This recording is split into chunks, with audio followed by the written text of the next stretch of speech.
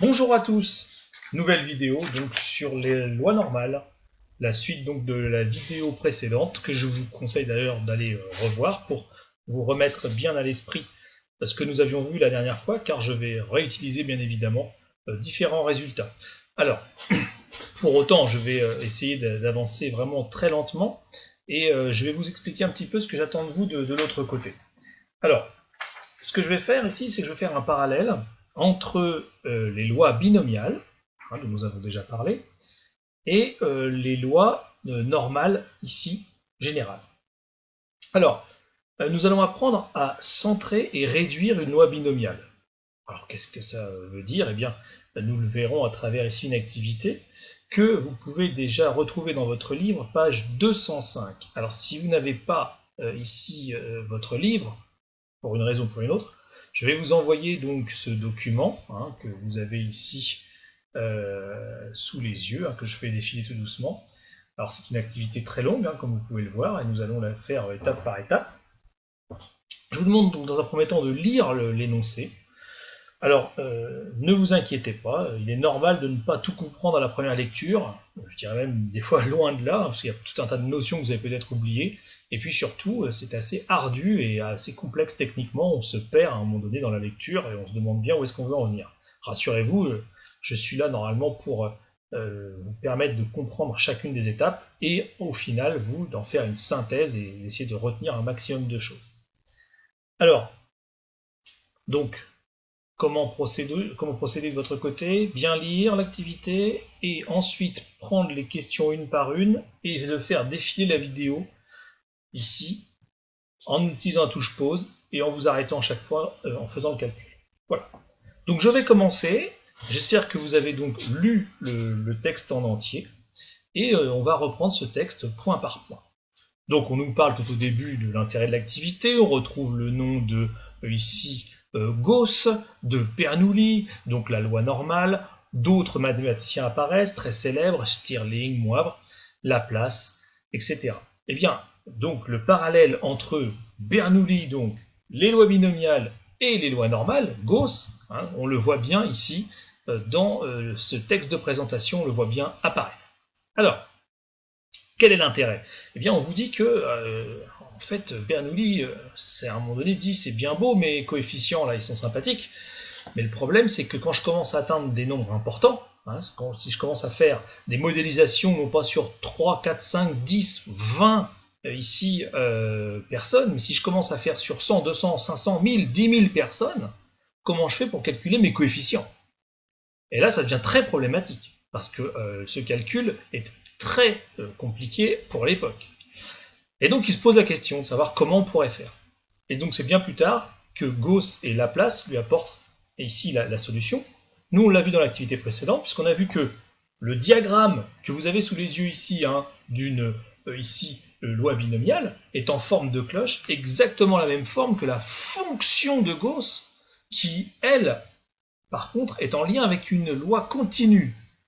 Eh bien, Moivre, Laplace ont démontré que en fait cette fonction de Gauss approximait parfaitement, quasiment, une loi binomiale pourvu que n soit suffisamment grand. Voilà. Alors là, qu'est-ce qui se passe au petit 1? Ici, nous allons ici étudier une loi binomiale. Alors, on lance 100 fois une pièce parfaitement équilibrée. On appelle x la variable aléatoire qui compte les succès, c'est-à-dire pile. Et bien on sait que là, dans ce moment-là, x suit la loi binomiale 100,05. Le diagramme, vous l'avez sous les yeux, je vous l'ai ressorti ici, puisque je vais utiliser tout à l'heure, bien évidemment, ce logiciel pour vous faire les parallèles. Donc on retrouve exactement le même diagramme, je reviens à l'énoncé. On vous demande de calculer son espérance mu et son écart type dont on rappelle la formule. C'est très simple, son écart type, vous n'avez qu'à appliquer la formule.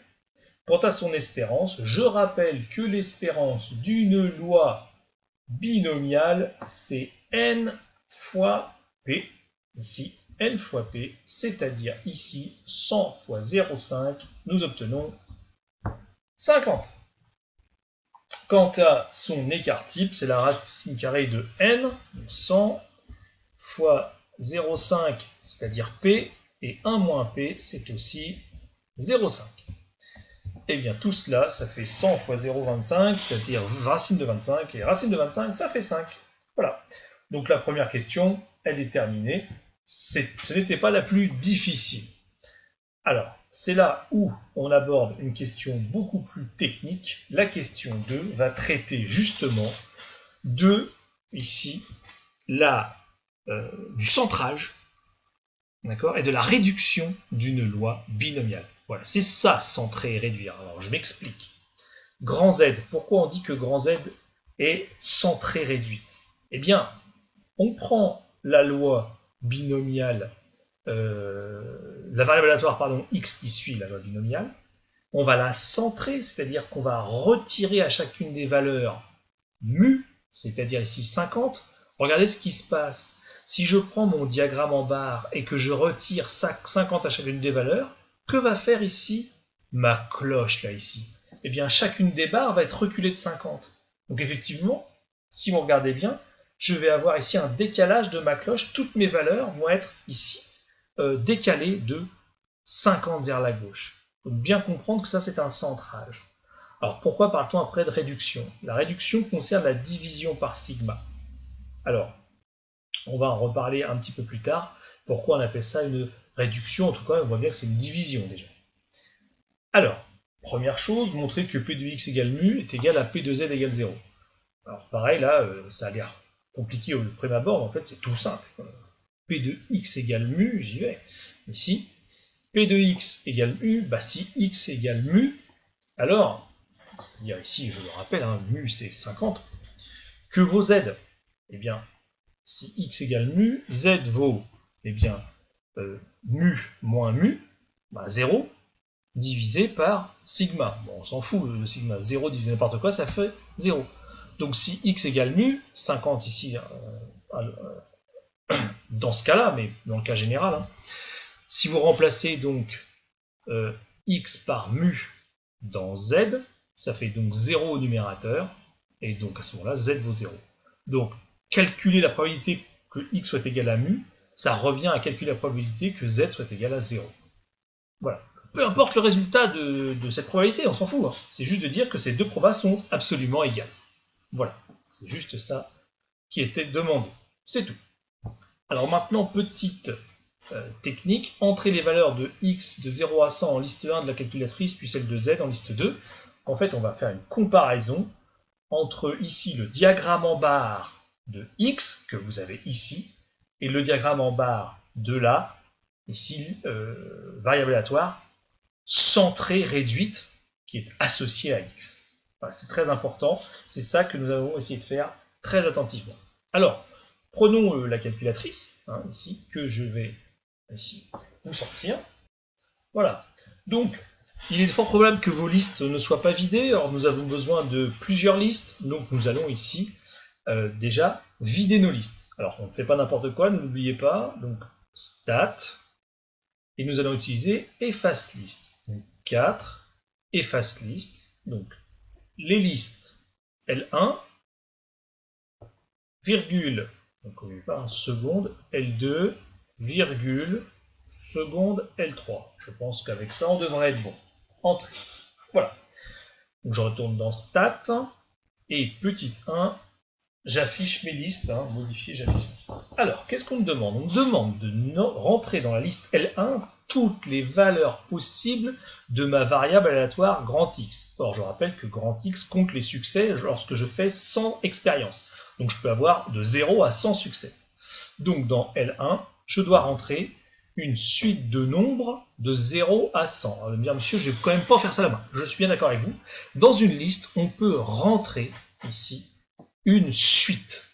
Alors, suivez bien le protocole, ça devra aller. Déjà, première chose, vous avez remarqué, je me suis mis sur la colonne complète. Ne vous mettez pas en dessous, ne vous mettez pas là. Mettez-vous en L1. Alors, on va programmer ici une suite. Alors, seconde liste. On va sur Opération. Et nous allons ici sélectionner le 5, suite, hein, c'est pas compliqué, ici. Alors, l'expression de la suite. Bah, très simple, on va rentrer la suite naturelle des entiers. Donc l'expression, ici, on va utiliser la variable x. Hein. Donc x pour l'expression, la variable c'est x. Le début, eh bien ma suite va de 0 jusque 100. Et le pas de ma suite, c'est 1. Alors qu'est-ce que ça veut dire hein? Eh bien en fait, si vous voulez, on est en train d'utiliser la suite u de n égale n, ou u de x égale x, si vous voulez. Avec x qui varie de 0 à 100 avec un pas de 1. Bah, u de 0 vaut 0, u de 1 vaut 1, u de 2 vaut 2, etc. Et donc on va avoir tous ces nombres-là. Donc coller, donc j'y vais, coller, entrer et regarder. Vous avez le programme qui s'inscrit ici, vous faites entrer. Et oui, ça va beaucoup plus vite qu'à la main. Alors, dans L2, qu'est-ce que je dois programmer? Alors, je retourne ici au texte. On me demande dans L2 de créer la liste des probabilités de la loi binomiale ici sans 0. En fait, on veut recréer le diagramme qui est là, si vous voulez. Hein. Donc, on va recréer chacune des petites probas, hein, chacune des petites hauteurs de rectangles que nous avons ici. Ça, c'est la binomiale. Attention, pas FREP, hein, on ne cumule pas là. Hein, c'est la binomiale particulière. Donc, dans la colonne L2, attention, ne vous mettez pas au mauvais endroit, comme moi dans L2, je vais programmer la binomiale. Alors, où est-ce qu'elle est cette binomiale? Seconde distrib. Alors, elle est ici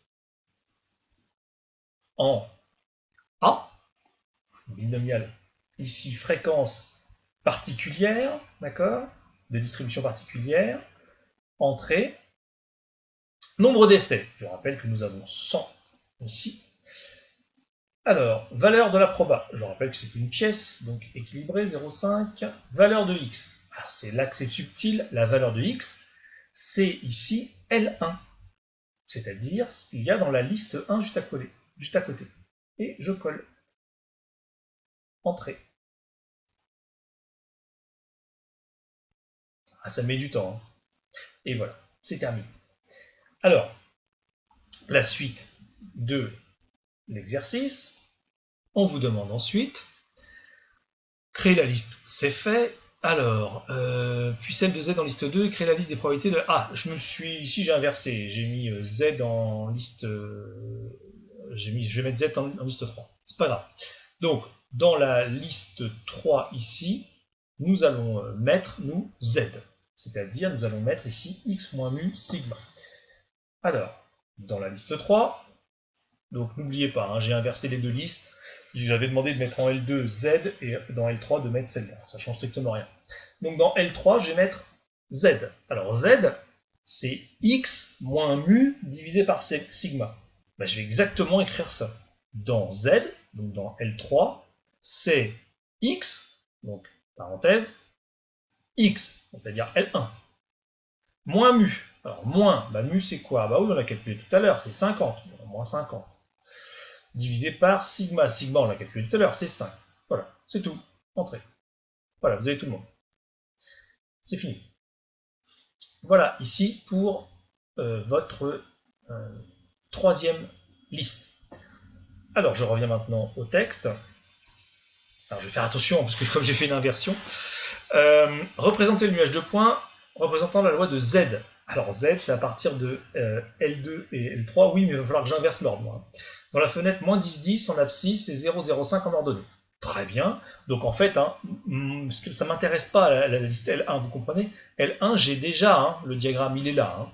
Donc ce que je voudrais, c'est l'autre diagramme. Donc, on va regarder un petit peu à quoi elle ressemble. La fenêtre, ils nous l'ont donnée, elle est même écrite là. Donc ça, je vais vite, hein, parce que ici, vous l'avez tous. Hein. Donc, fenêtre, on y va. Donc, moins 10,10. Hein.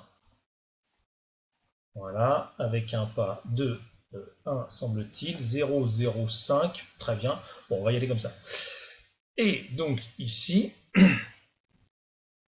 si je fais graphe, je n'ai rien, c'est bien normal. Par contre, si je fais ici seconde graphe stat, d'accord, ça va tout changer.